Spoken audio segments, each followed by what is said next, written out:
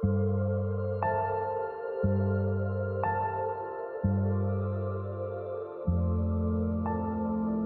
Mr. Overby, right?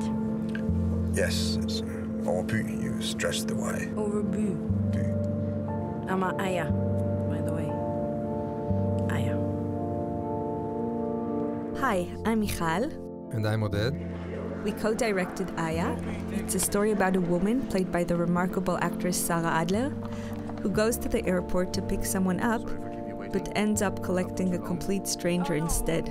This stranger is Mr. Overby, a musician who comes to Israel to judge at an annual piano competition. He mistakenly thinks Aya is the driver that was sent to pick him up. Something about this unexpected situation excites her, and she decides to go along with it. I think I'm ready for Jerusalem now. That's where I was born. Well, that's got to be destiny then.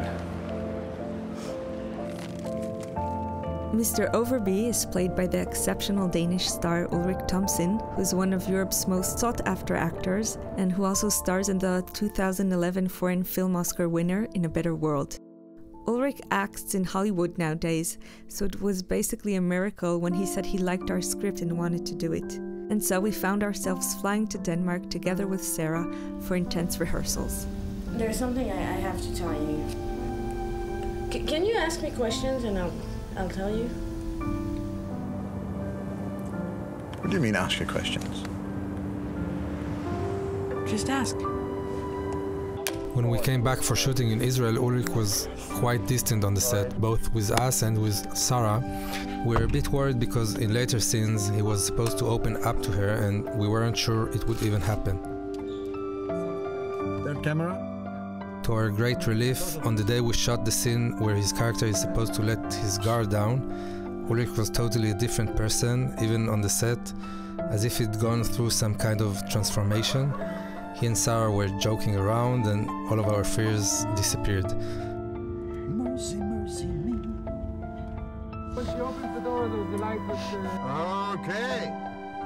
All right. To this day, we're not sure if it was a case of method acting by a total actor, or maybe it was the time spent on set with Sarah that did the trick. 12A, take 3. Thank you.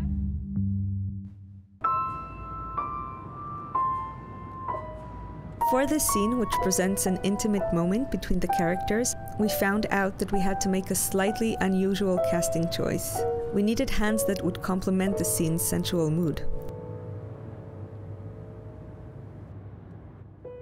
This task was a bit complex because we needed to find the hands of a real virtuoso pianist that would also match Ulrich's Scandinavian hands.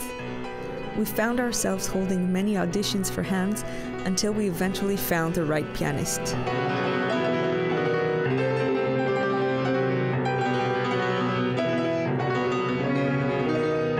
During the crescendo, as you're about to see, the camera simply exits the car onto the road. A huge truck even drives by. It will soon enter the frame.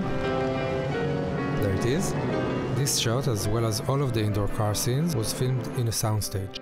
It was really surprising and exciting to see that of all the critics and articles that covered this movie, nobody imagined that these scenes were filmed in a green screen environment. We even received comments stating that the actors weren't wearing seatbelts and that this was negligent. We chose to film in a studio in order to achieve things that would otherwise not be possible, such as filming a whole scene with the sun shining at a very specific angle.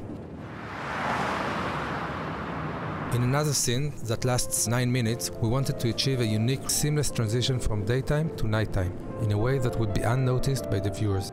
We shot this in a studio using a technique that allowed us to alter the lighting very gradually during the filming. Only in fast motion it's possible to notice how the exterior daylight slowly fades away and the contrast changes. We later created the background out of materials that we filmed at different times of the day. From its very first screening, Aya has kept on surprising us. You know, if you mean sexual things, I'm not interested. This was true when it created a precedent in Israeli cinema by screening commercially, in theaters, standalone, and bringing the wide audience to view a short film. And now comes this overwhelming Academy Award nomination. We couldn't be happier and would like to thank everyone who shared their talents to make it happen.